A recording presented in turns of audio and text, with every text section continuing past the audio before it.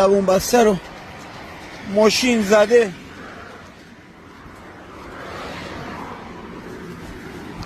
وای طولاش اینجا خدایا،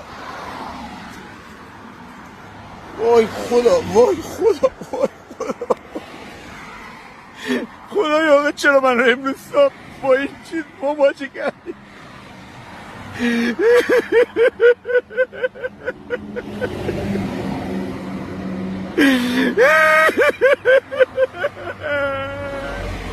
ای خدا،